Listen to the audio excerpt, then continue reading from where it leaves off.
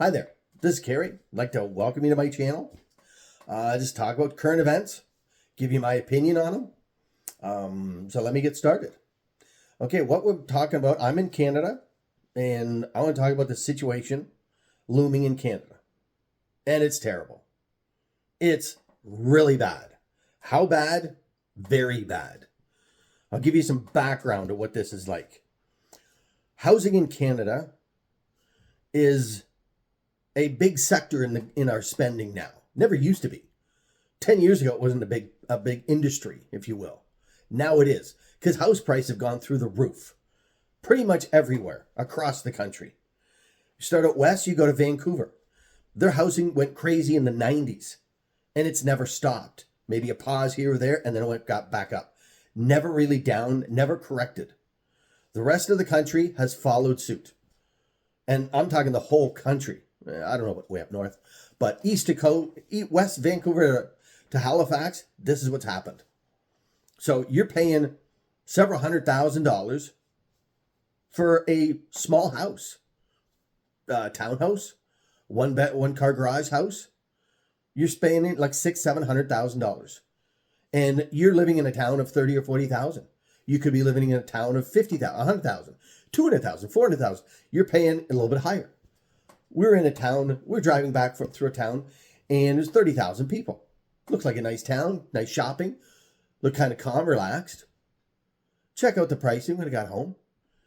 A one bedroom, one car garage, detached, $700,000. $700,000. Townhomes were in the same range. There's nothing here. I mean, there's very little here. It's a relaxing town. You want to go for more entertainment, whatever, you got to go 45 minutes away. And you're paying about the same price there as you are in the small town. This is what you've got now. And this goes coast to coast. Okay? You go to Halifax, you got prices in Halifax that have more than doubled in the past about 5 years. Maybe 10 years, tops. Let's talk rents now. We're talking rents, you're talking $2,000 a month.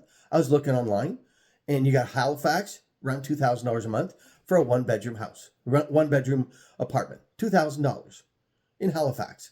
You can queue up any city you want, and you're not going to get housing, rental housing. You're not going to find it for less $1,500 a month for a one-bedroom. It's not happening. You're not going to find that.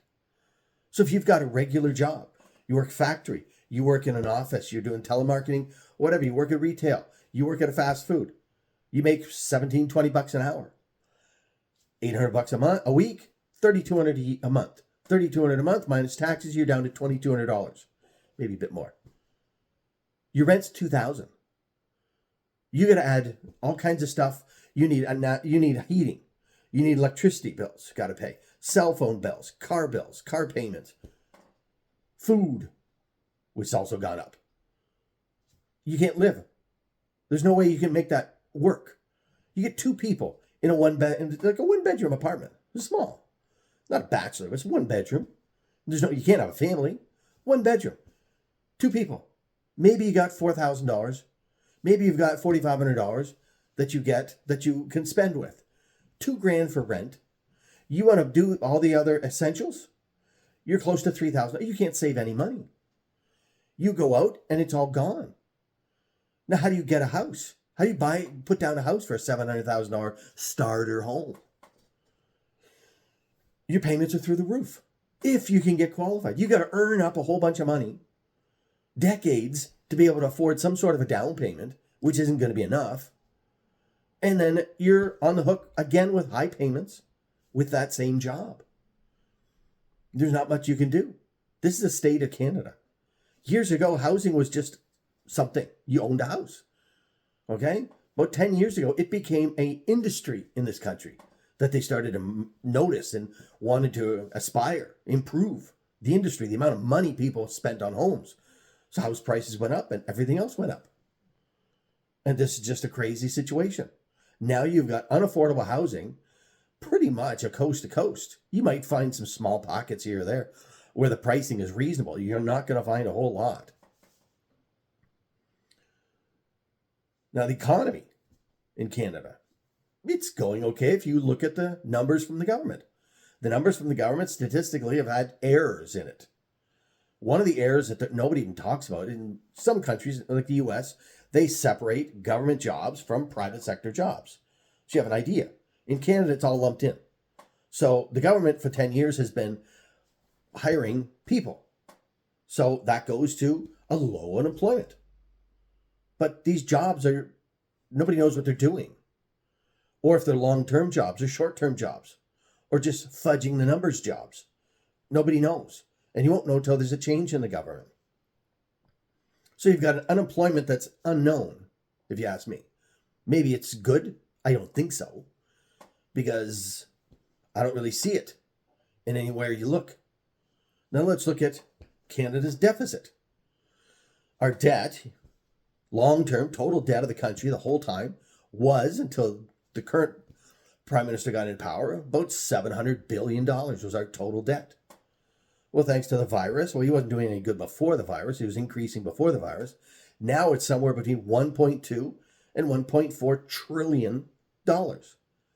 More debt has been put on Canada since the current Prime Minister got in power than the previous, well over 100 years. I mean, this is just stupid. People don't seem to take into account this. They just had a big meeting last month. They had an economic statement in the fall that they finally were shamed into putting it out in December. They put it out. It was supposed to be $40 billion deficit, which is huge. Small compared to what they've been running lately, but it's huge. It turned into 60. 60. So you got $60 billion deficit. I don't know where all this money's gone, because you can't see it anywhere. You can't see roads built, trains built, anything built that's any good. We don't have high-speed rail. We don't have great transit system. We don't have a great highway system.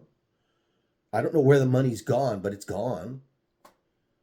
I mean, you got $60 billion, and there's big hoopla about this, and there's a political storm over it. They've been doing this for 10 years. Why this caused this to be a big deal, I don't know. I mean, it's always been a big deal, but nobody cared. All of a sudden, the month in December 2024, they cared all of a sudden. So now that's our situation. $60 billion deficit.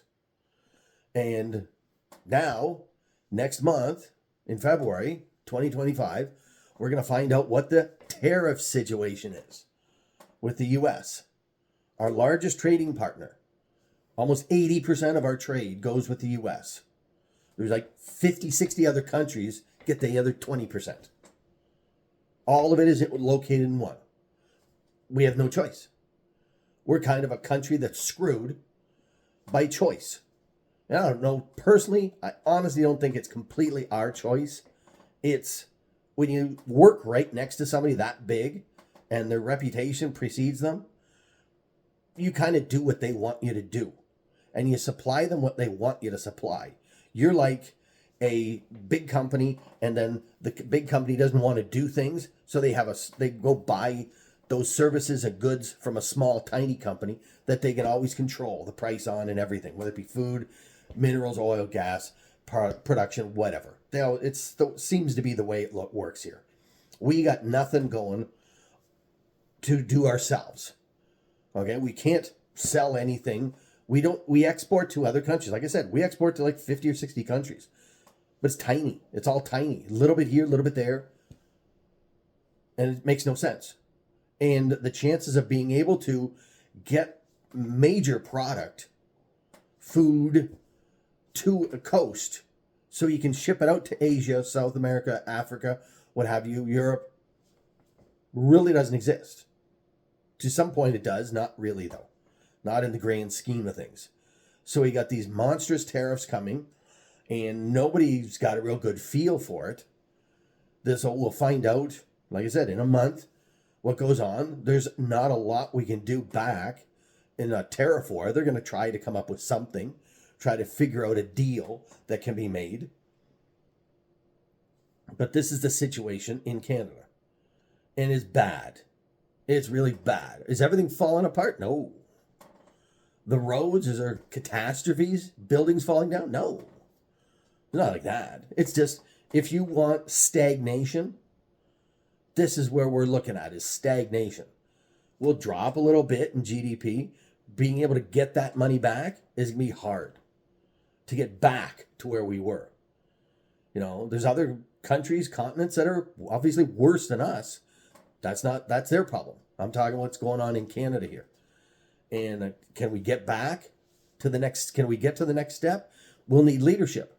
Right now, we have nobody in charge of the country. They got a prime minister who doesn't give a damn.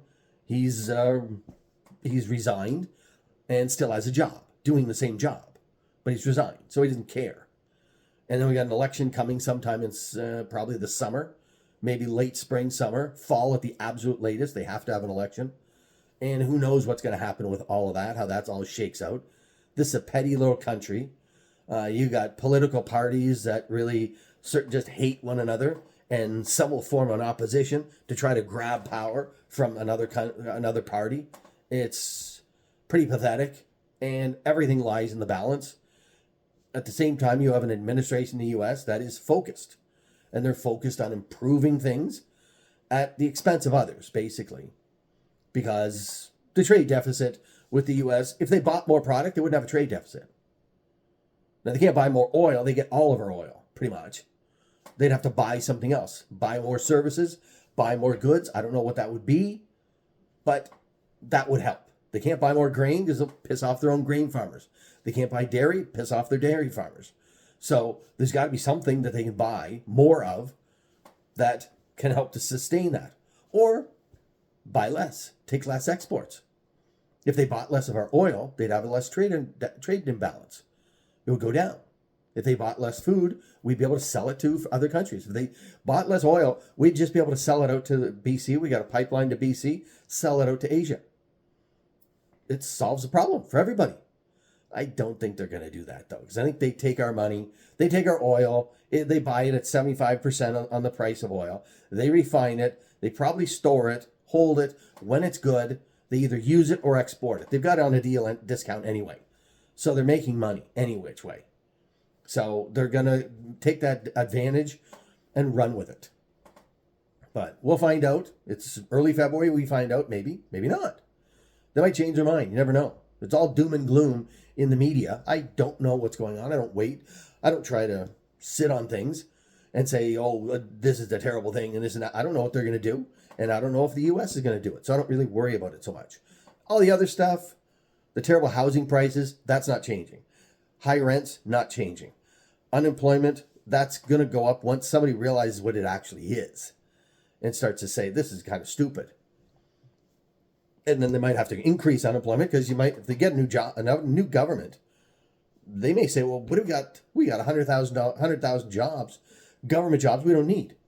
Then they're in a bind. Do we let them go? That's not a good idea. Might have to. Or you keep them on, and that's not a good idea. There's going to be a balance there. I don't know how they're going to work that out. And the deficit, $60 billion, you're not going to change much. Let's be honest. I mean, get back to you're going to look at that deficit and you pay $40 billion to the people you borrowed from. The $40 billion is forever. You're not going to pay them back. You're not going to not pay them. So you're going to pay them every year. That's $40 billion you don't pay on your own citizens. You don't build roads with it. You don't build new power plants. You don't build new bridges. You don't build new infrastructure, new water mains. You don't build anything like with that money. That money goes to rich people, rich groups, rich governments, rich corporations that you borrowed money from. Okay? That money is gone every year, all the time out of the budget. It's just a line item in the budget. It's always been there. It's just never been this damn big. And it's not going to get any less in the coming years. Well, that's what I got for today. If you like and subscribe, you want to give me a comment, let me know how this does, and we'll talk soon. Okay, take care. Bye now.